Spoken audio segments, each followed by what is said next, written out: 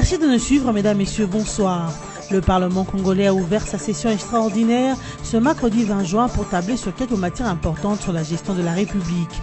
6 points sont à traiter pendant ce 1 mois de travaux, notamment la loi portant statut des anciens présidents de la République élus. Et puis, les propriétaires des véhicules taxis ont jusqu'à 15 jours pour se conformer aux normes urbaines.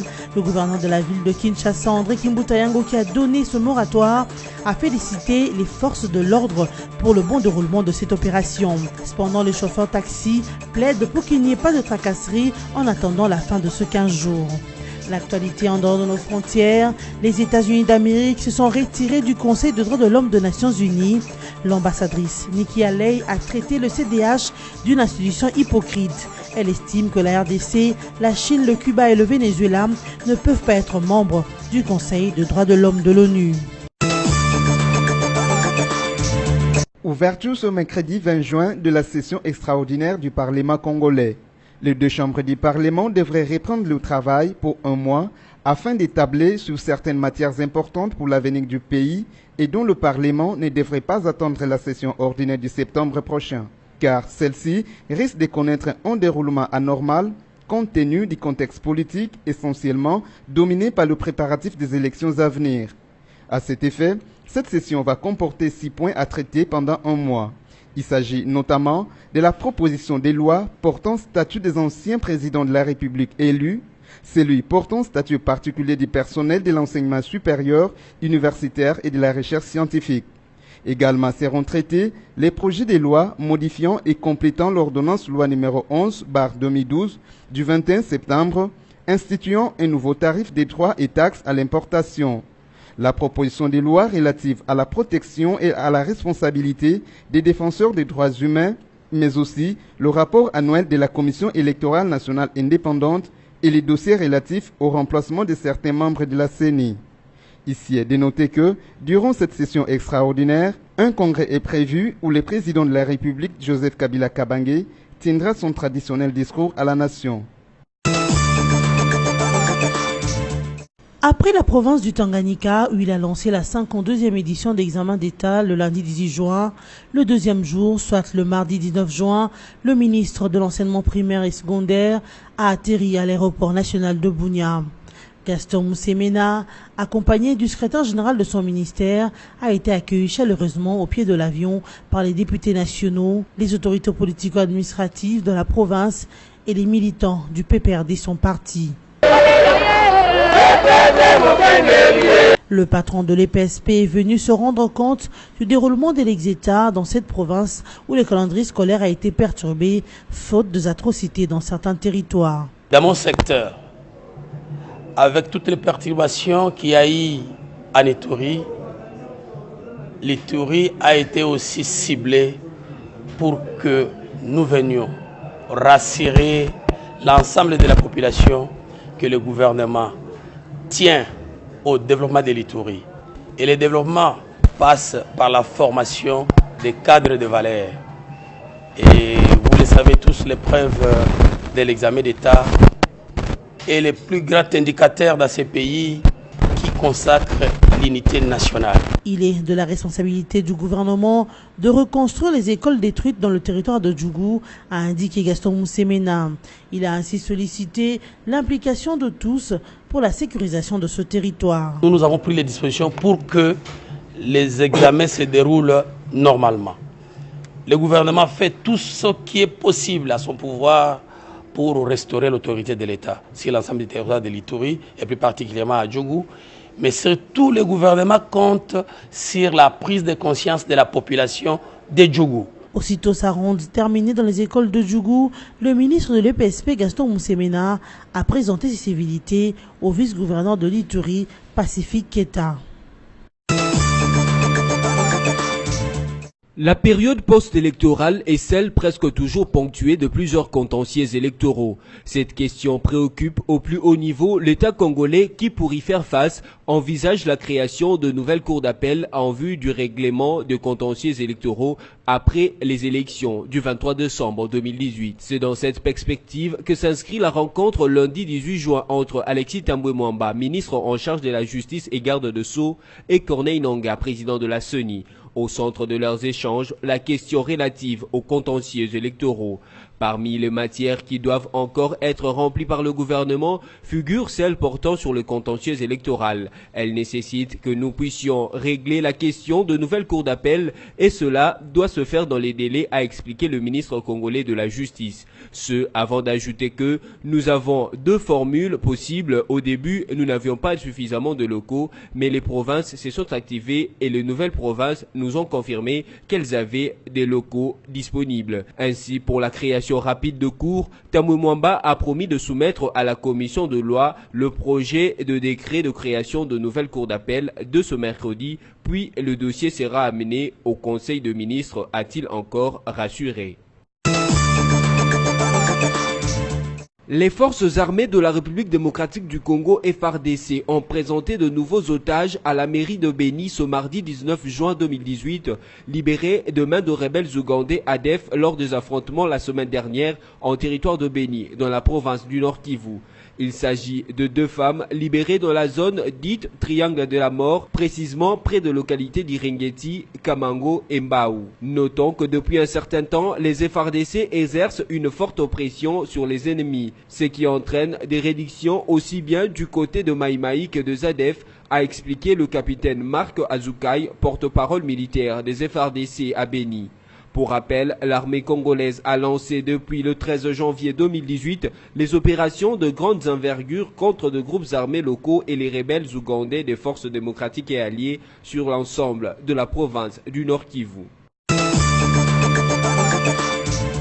La détention provisoire de 5 militants pro-démocratie du mouvement Filimbi prolongée des 15 jours. Ces derniers sont poursuivi pour outrage à la personne du chef de l'État Joseph Kabila et à l'incitation à la haine. Une mauvaise nouvelle pour le membre de Filimbi qui est tombé à l'issue de l'audience tenue le 19 juin 2018 devant la chambre du conseil à la prison de Makalam.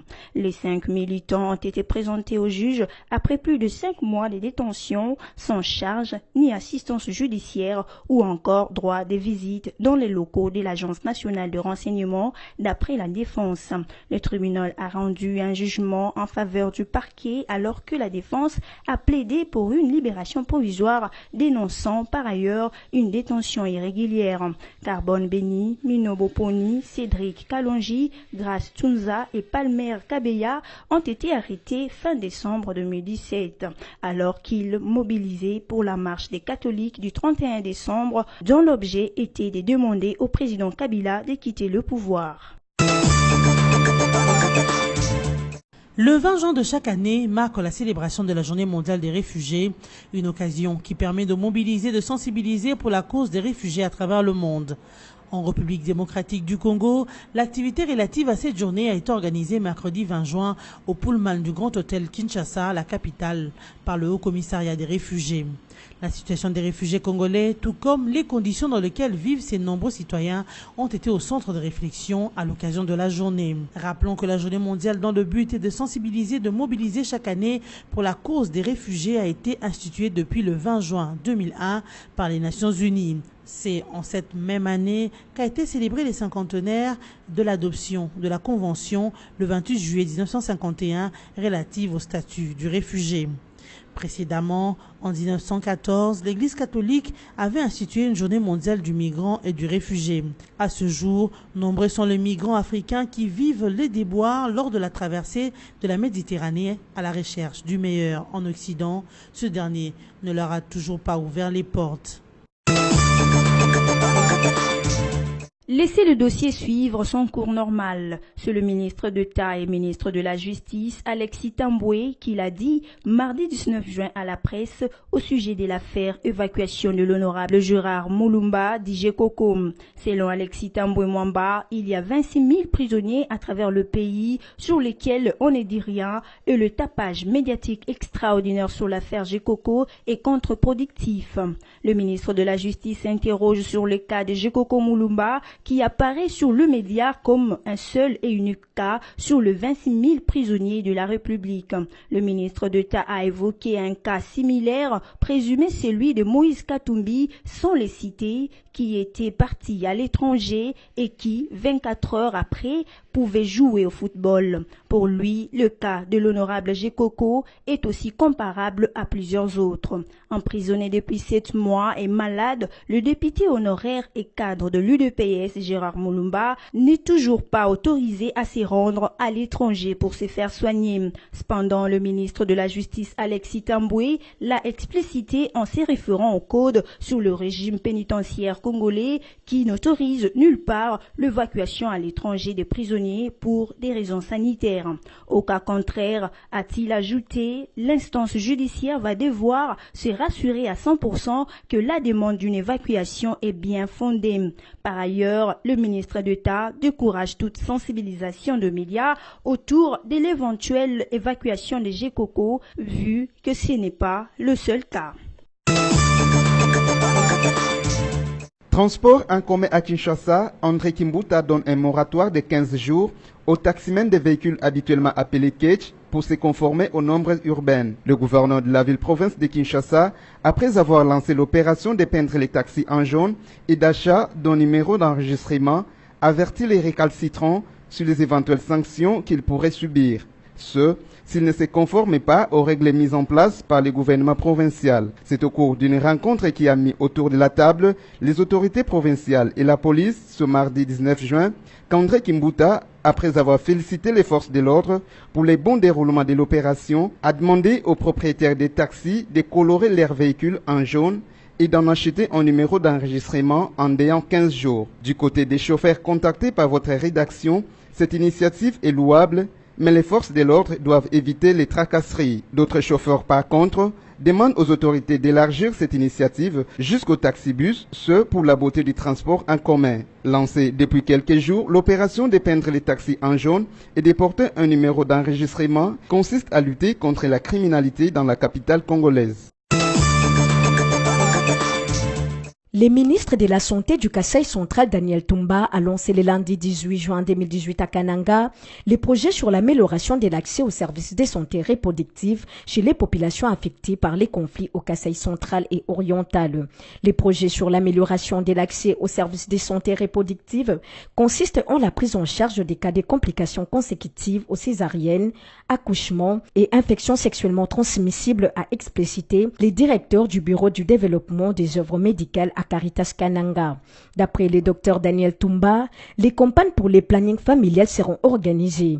En outre, ce dernier a salué les projets d'une durée de 9 mois qui, d'après lui, vient répondre aux besoins des populations appauvries par la dernière crise dans la région du Kasaï. Il s'y est dénoté que ces projets financés par le fonds japonais Emergent Fund à hauteur d'au moins $195,000 concernant les zones de santé de Katoka et Chikaï pour les Kasaï central, Miambi et Silundu pour les Kasaï orientales. Les États-Unis d'Amérique se sont retirés du Conseil des droits de l'homme de l'ONU. C'est ce qu'a annoncé le mardi 19 juin l'ambassadrice américaine Nikki Haley auprès des Nations Unies. Pour les États-Unis, les pays comme la RDC, la Chine, les Cuba, le Venezuela ne peuvent pas être membres du Conseil des droits de l'homme. Nikki Haley qualifie cette institution d'hypocrite. Du côté de la RDC, la déclaration de l'ambassadrice américaine est une suite logique de l'opposition américaine à sa récente élection en 2017 à New York en tant que membre du Conseil des droits de l'homme des Nations Unies avec 151 voix sur 193 votants. La déclaration de Nikki Haley, combinée avec les départs des États-Unis, empire de plus en plus la relation entre les États-Unis et la RDC. Surtout qu'on sait que ce sont les États-Unis qui appuient les structures congolaises organisant des activités politiques durant lesquelles le régime congolais est accusé de violer les droits de l'homme. Plusieurs autres raisons ont été évoquées par Nikki Haley, notamment la réforme des institutions bloquées selon elle par la Russie, la Chine, les Cuba, l'Égypte, mais mais aussi la position partisanale à cette organisation défavorable à l'Israël. Notons aussi que c'est depuis l'arrivée de Donald Trump en début 2017 à la Maison-Blanche que les États-Unis se sont retirés de l'UNESCO, ont coupé plusieurs financements à des organes de l'ONU et ont annoncé leur retrait de l'accord de Paris sur le climat et l'accord nucléaire avec l'Iran.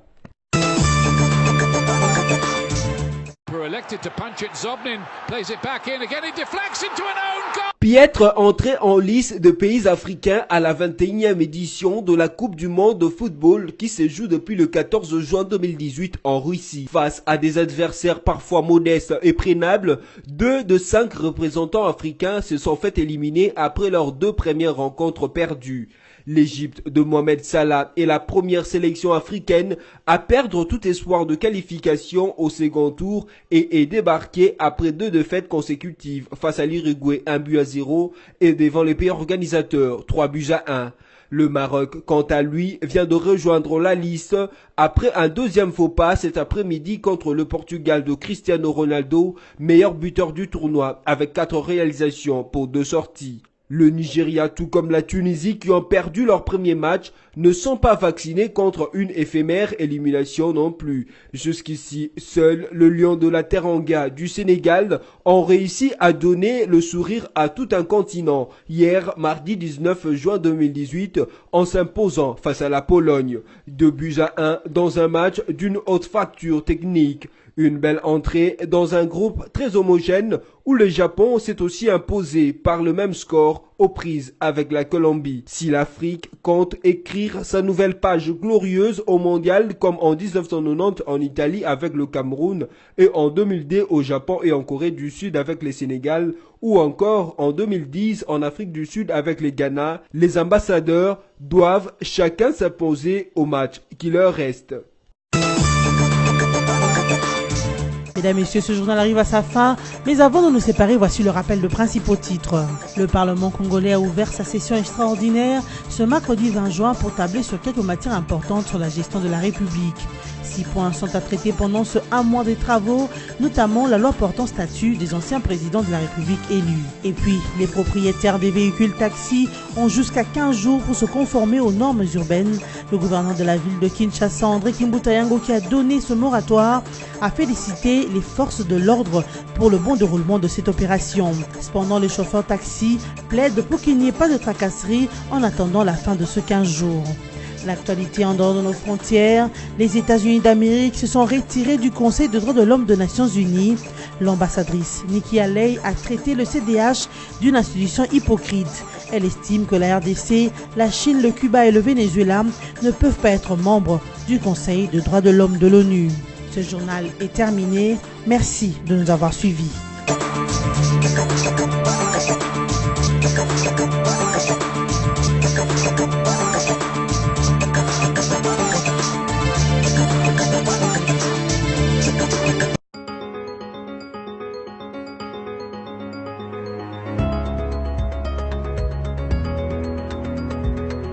Mesdames, Messieurs, merci d'être avec nous pour suivre la revue de presse des journaux parus en ligne ce mercredi 20 juin 2018, sélectionné résumé pour vous sur BC TV. Ouvrons cette revue de presse avec les sites d'information Congo Virtuel qui titre « Katumbi Fosseur, les aveux de Kamitatu, Essier ». En se plaignant de l'intérêt de la justice sur la falsification du passeport de leur champion, Olivier Kamitatu, Sesanga, Kalombo et consorts enfoncent Katumbi en reconnaissant son passeport tout en exigeant qu'il ne soit pas poursuivi au motif que d'autres justiciables en délicatesse avec la justice ne le sont pas non plus. Une stratégie de victimisation bien étonnante à ce niveau d'ambition politique. Jusqu'à ce mardi 19 juin 2018, au moment où nous mettons en ligne le présent article, le service consulaire de l'ambassade de la RDC à Bruxelles n'ont pas encore vu venir Moïse Katumbi pour sa demande du nouveau passeport biométrique. Le week-end, entre milliers de délégations, Francis Kalombo avait affirmé haut et fort que Katumbi allait se présenter à l'ambassade dès lundi 18 juin, qui cependant est déjà dépassé. En attendant et en vain, les aveux de l'ancien gouvernement du Katanga se sont exprimés comme des petits diables pour détourner l'attention de la supercherie du passeport falsifié. La Talk Line voulait que Katumbi ait été victime du retrait de son identité du système. Vain effort car la police belge des frontières reste ferme et formelle. La page d'identité du passeport semi-biométrique de Katumbi a été changée. Poursuivons cette revue de presse avec Forum des As qui note en grand titre ce mercredi 20 juin au Palais du Peuple, c'est parti pour une session extraordinaire tant attendue. Comme annoncé par Forum des As, une session extraordinaire est prévue au Parlement. L'ouverture de travaux aura lieu ce mercredi 20 juin au Palais du Peuple. Au Sénat, la cérémonie est officiellement annoncée pour 11 h dans la salle de conférence internationale. Selon un document signé hier mardi par Léon Kengo Adondo, président de la Chambre haute du Parlement, par contre, à l'Assemblée nationale, un communiqué lu à la radio-télévision nationale RTNC a renseigné que la même cérémonie débutera l'après-midi, précisément à 14 h. La reprise de plénière dans les deux chambres du Parlement intervient 5 jours seulement après la clôture vendredi 15 juin de la session ordinaire de mars 2018. Plusieurs jours avant la fin de la dite session, le contour d'une session extraordinaire s'est dessiné déjà au Parlement. Celle-ci devenait même incontournable au regard de l'importance des matières dont l'examen ne devrait plus attendre la session ordinaire de septembre prochain, car celle-ci risque de connaître un déroulement anormal compte tenu du contexte politique essentiellement dominé par le préparatif de l'élection présidentielle couplée aux législatives nationales et provinciales prévues pour le 23 décembre de l'année en cours. Bouclons cette revue de presse avec les sites okapi.net qui écrit Sud Kivu, les habitants de Kamituga dans la psychose d'une attaque de Mai Mai. La population de la cité minière de Kamituga en territoire de Mwanga au Sud Kivu a passé la nuit du lundi à mardi 19 juin dans la psychose d'une attaque de groupes armés. Selon de sources concordantes, des rumeurs ont circulé dans la cité faisant état d'une probable attaque de Mai Mai actif dans la périphérie. Ce milice menacerait de descendre sur la cité en vue de libérer leurs collègues arrêtés et accusés d'être impliqués dans l'attaque du 9 mai dernier contre 3 maisons commerciales à Kamituga. Attaque qui a causé mort d'hommes. Au total, 7 suspects sont aux arrêts dans le cadre des investigations. C'est la fin de cette revue de presse. Merci à vous de l'avoir suivi et à la fois prochaine.